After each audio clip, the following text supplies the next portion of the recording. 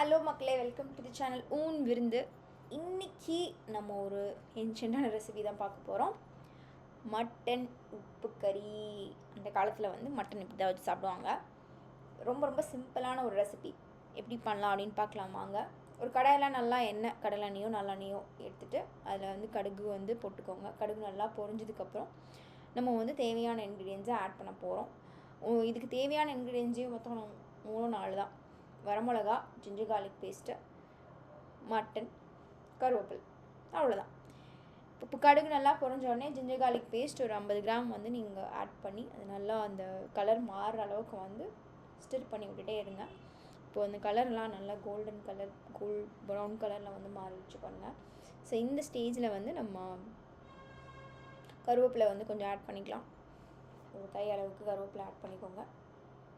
அதையும் நல்லா வந்து கிளறி விட்டுக்கோங்க. இப்போது நம்ம எடுத்து வச்சுருந்த வரமிளகா வந்து ஆட் பண்ணிக்கலாம்.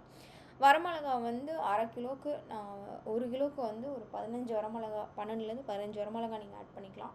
நான் வந்து 7லேருந்து ஒரு 8 வரமிளகா வந்து எடுத்திருக்கேன். ஏன்னா நான் ஒரு 500 கிராம் அளவுக்கு தான் நான் வந்து மட்டன் எடுத்திருக்கேன். ஸோ அதுக்கேற்ற மாதிரி வரமிளகா நான் எடுத்திருக்கேன். காரத்துக்கு ஏற்ற மாதிரி உங்களுக்கு காரம் வேணும்னா நீங்கள் அதிகமாக ஆட் பண்ணிக்கோங்க.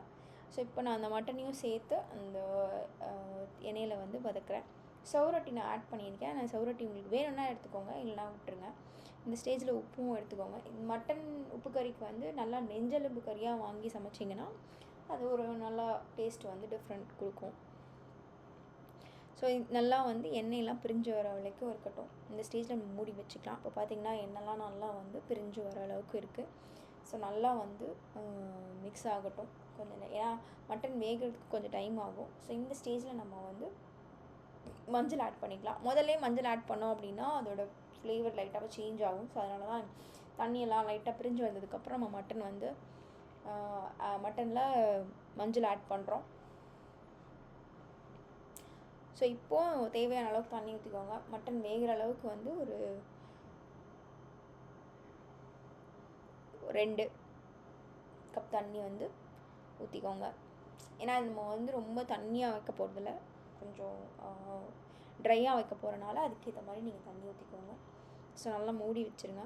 மூடி வச்சுட்டு கொஞ்ச நேரம் கொதிக்கட்டும். கொதிச்சதுக்கப்புறம் கொஞ்ச நேரம் திறந்து விட்டிங்கன்னா அந்த தண்ணியெல்லாம் வற்றிட்டு இந்த மாதிரி இருக்கும். இதோடு நீங்கள் வந்து சோள சோறு வச்சு சாப்பிட்டீங்க அப்படின்னா நல்லாயிருக்கும். சோள சோறு ரெசிபி நான் தனியாக வந்து கொடுத்துருக்கேன் டிஸ்கிரிப்ஷனில். அதையும் போய் பாருங்கள், செஞ்சு பாருங்கள். எங்கள் வீட்டு சோள சோறு ரெடி. சோள சோறையும் மட்டன் உப்பு கறியும் சேர்த்து அப்படியே மிக்ஸ் பண்ணி அடிச்சிங்கன்னா செம்மையாக இருக்கும். நீங்களும் செஞ்சு பார்த்துட்டு எப்படி இருக்குன்னு கமெண்ட் பண்ணுங்கள். இன்னொரு வீடியோவில் உங்களை சந்திக்கிறேன். Until then, it's bye. Like, share and subscribe பண்ணுங்கள் மறக்காமல்.